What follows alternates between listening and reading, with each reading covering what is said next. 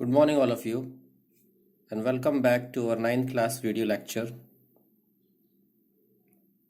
We have finished chapter number 1 in economics, chapter number 1 in political science, and chapter number 1 in geography. Now I am going to take history portion of SST. Before starting my chapters, I will discuss on the syllabus. History will be divided in 3 units. Section 1 is event and process. Section 2 is livelihoods, economics and societies. And third, everyday life, culture and politics. ये जो third unit है ये आपके course में नहीं है, CBSE ने इसे डिटेक्ट कर दिया है। फर्स्ट यूनिट के तीनों चैप्टर्स आपके इम्पॉर्टेंट हैं। First is the French revolution, second is socialism in Europe and Russian revolution, third chapter is Nazism and the rise of Hitler. ये तीनों चैप्टर कंपलसरी हैं। और सेकंड यूनिट जो है आपकी लवलीहुड, इकोनॉमिक्स एंड सोसाइटीज, जिसमें से आपको तीनों चैप्टर में से कोई एक चैप्टर को अच्छी तरह से तैयार करना है आपको। फॉरेस्ट, सोसाइटी एंड कॉलोनिज्म, या तो ये पढ़ लीजिए, या pastoralism in the modern world ये पढ़ लीजिए, या last one peasants and farmers. इन तीनों में से कोई एक चैप्टर आपको अच्छी तरह से याद करना है। तो टोटल चैप्टर्स हमारे हिस्ट्री में कितने हुए? 4 चैप्टर्स। तो अभी हम today I am going to start chapter number 1, the French revolution. Chapter name is French Revolution. On the morning of 14 July 1789, the city of Paris was in a state of alarm.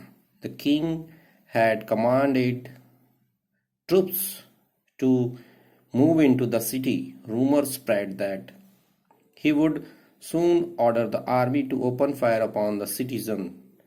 Some 7,000 men and women gathered in front of the town hall and decided to form a people's militia.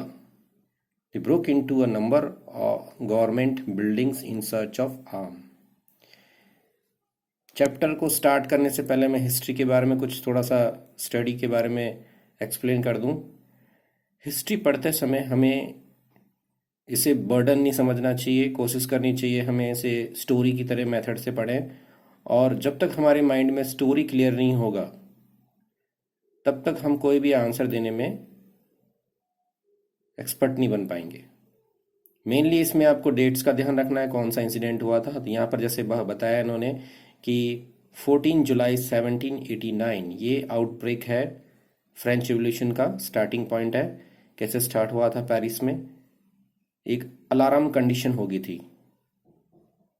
King ने अपने troops को command दे दिया था कि city में जाएं, और एक रूमर यानी अफवाह फैल चुकी थी कि आर्मी आएगी और सब पर फायर करेगी। यहाँ पर 7,000 men's and women's town hall में खड़े, वहाँ पर मतलब इकट्ठे हो गए थे, और they decided to form a people's militia.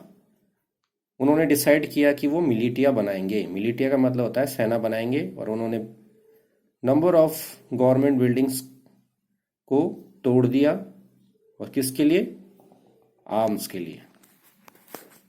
Arms यानी औजार।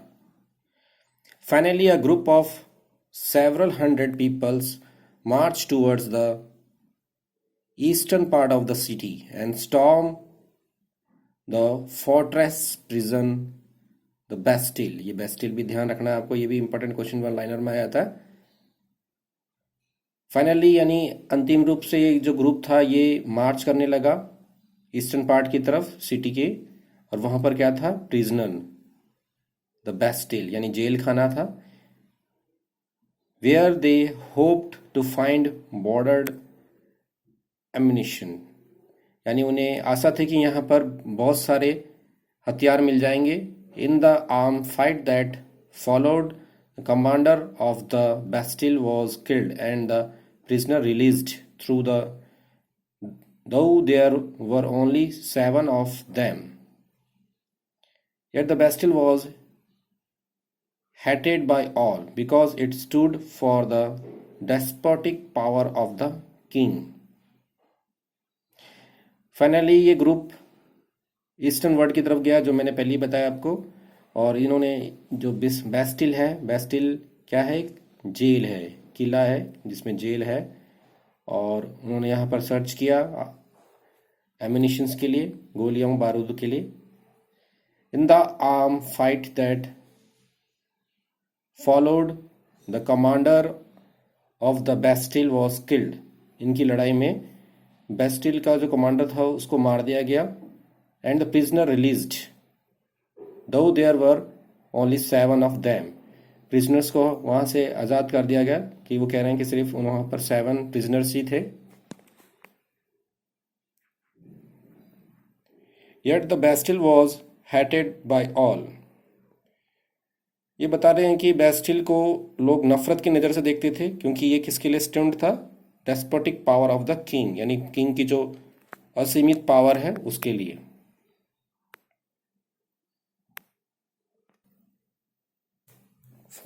The fortress was demolished and its stone fragments were sold in the market to all those who wished to keep a souvenir of its destruction. किले को तोड़ दिया गया, उसके पत्थरों को सब लोग लेके चले गए और मार्केट में बेचने लगे, और उन लोगों को बेचने लगे जो कि इच्छा रखते थे कि इसको तोड़ने की। The days that followed saw more rioting both in Paris and the countryside. ये दिन पेरिस में और पूरी कंट्री साइड में बहुत ही इसको याद किया जाता है। Most people were protesting against the high price of bread. Much later, when historians looked back upon this time, they saw it as the beginning of chain of event that ultimately led to the executions of the king in France. Though most people at the time did not anticipate this outcome, how and why this happened. Most of the people were protesting against the high price of bread. Much later, ये अधिकतर बता रहे हैं कि अधिकतर लोगों ने क्या किया? प्रोटेस्ट कर रहे थे, क्योंकि ब्रेड के प्राइस को बढ़ा दिया गया था।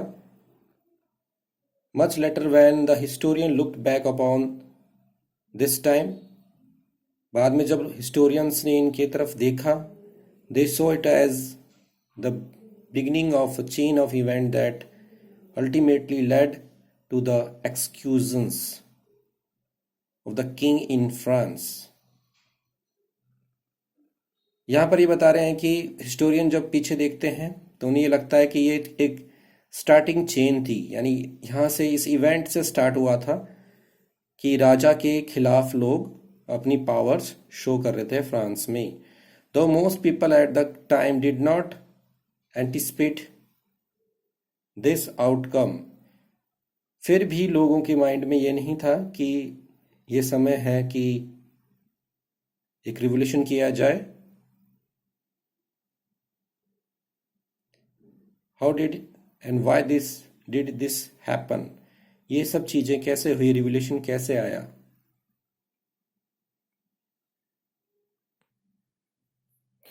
French society during the late 18th century. हम अब स्टार्टिंग की सिचुएशन पढ़ रहे हैं कि लोग राजा से क्यों परेशान थे।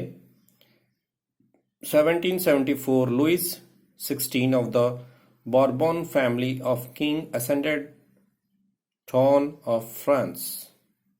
1774 में लुइस 16 को जो कि बॉर्बन फैमिली के किंग थे, उन्हें राजा बनाया गया। He was 20 years old and married to the Austrian princess Marie Antoinette। वो 20 साल के थे और उनकी शादी एक ऑस्ट्रियन प्रिंसेस से हुई जिनका नाम मैरी एंटोनिटी था। Upon his accession the new king found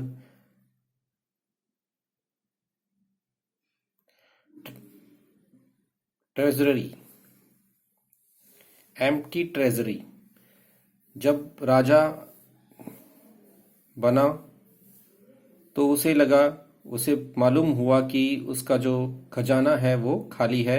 long year of war had drained and financial decrease of treasury of France. लंबे समय से जो लड़ाई चल रही थी उसके कारण से जो फ्रांस है वो पैसे के लिए काफी वीक हो गया। Added to this was the cost of maintaining an extravagant court at the immense palace of Versailles. और कुछ दूसरे रीजन इसमें ये हैं कि महल को मेंटेन करने के लिए भी इस पे खर्चा होता था। Under Louis 16 France helped the 13 American colonies to gain their independence from the common enemy Britain. राजा के अंडर में ही 13 अमेरिकन कॉलोनीज को उन्होंने इंडिपेंडेंस किया, जो कि उनका कॉमन दुश्मन था Britain. The war added more expenses $1 billion livres to the debt that had already risen to more than 2। लड़ाई ने उनके ऊपर जो लीवर है, टैक्स है, वो बढ़ा दिया, जो कि 2 times पहले भी बढ़ाया गया था। Lender who gave the state credit now began to charge percentage interest on loan. जिन लैंडर्स ने स्टेट को लोन दिया था वो लोग ज़्यादा इंटरेस्ट मांगने लग गए।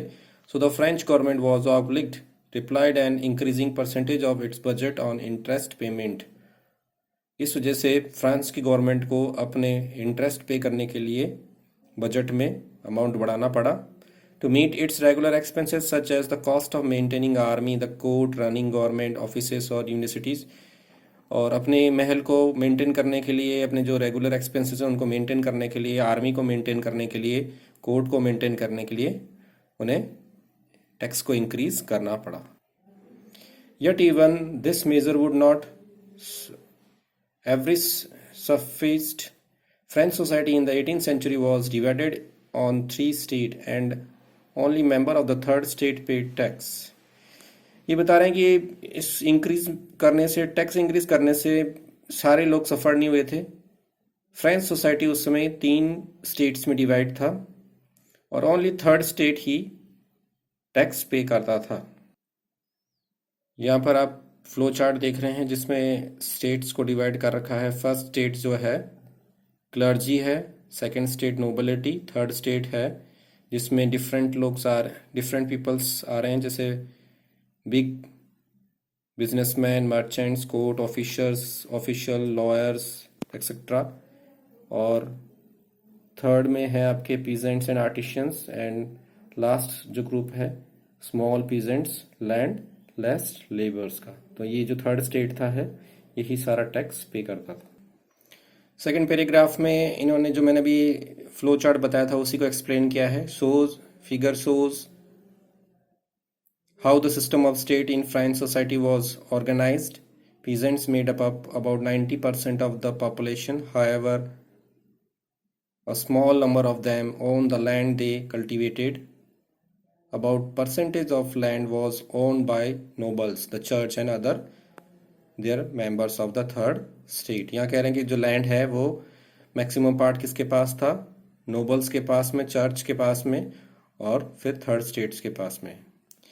The member of first 2 states, that is the clergy, the nobility, enjoys certain privilege by the birth। Clergy जो नंबर ऑफ फर्स्ट 2 स्टेट्स के हैं उनमें से क्लर्जी भी है, नोबिलिटी भी है। ये लोग को एक स्पेशल बेनिफिट मिला हुआ था टैक्सेस के अंदर। यहाँ पर क्लर्जी के बारे में ग्रुप दे रखा है, वो मैं थोड़ा सा आपको एक्सप्लेन कर देता हूँ। Group of person invested specially function in the church. ऐसे ग्रुप जो कि स्पेशली फंक्शन में ही चर्च के अंदर इन्वेस्ट करते थे। और ये लीवर वर्ड पहले भी आया था, unit of currency in the France, discontinued in 1794। Most of the these exception from paying tax to the state, इनमें से जो भी थे ये सारे लगभग टैक्स नहीं पे करते थे। The nobles further enjoyed feudal privilege, nobles को पहले से ही कुछ फ्यूडल प्रिविलेज मिला हुआ था। These include dues with they extract from the peasants, ये लोग जो पैसा लेते थे पीजेंट से, किसानों से। Peasants was obliged services to the lord, peasants को सर्विस के रूप में लॉर्ड के लिए कुछ ना कुछ टैक्स देना पड़ता था। To work in his house and fields, to serve army और to the particular in buildings road, और जिसके पास भी टैक्स पे करने का पैसा नहीं था तो उसे वर्क करना पड़ता था महलों में, सड़कों पर, और कभी कभी आर्मी में भी पार्टिसिपेट करना पड़ता था। नेक्स्ट इसमें बताया गया church to extract its share of tax called tithes from the peasants, church भी टैक्स लेता था, उसका नाम उन्होंने टिथेस बताया है। Finally all the member of the third state had to pay tax to the state, finally ये बता रहे हैं कि जो टैक्स है वो थर्ड स्टेट ही दे रहा था। These include a direct tax called taille, ये उसके अंदर में टेली नाम से भी एक इनडायरेक्ट डायरेक्ट टैक्स है वो भी इंक्लूड था इसमें। And a number of indirect taxes which were levied on articles of every day consumption like salt और टोबैको, और दूसरे भी बहुत सारे इनडायरेक्ट टैक्स थे जो कि हमारी जो डेली की यूजेस चीज़ें हैं जैसे कि सॉल्ट है, टोबैको है, उन पर भी था। Burden of financial activity of the state through tax was borne the third state alone, जितना भी टैक्सेस का बर्डन था वो सारा का सारा थर्ड स्टेट दे रहा था।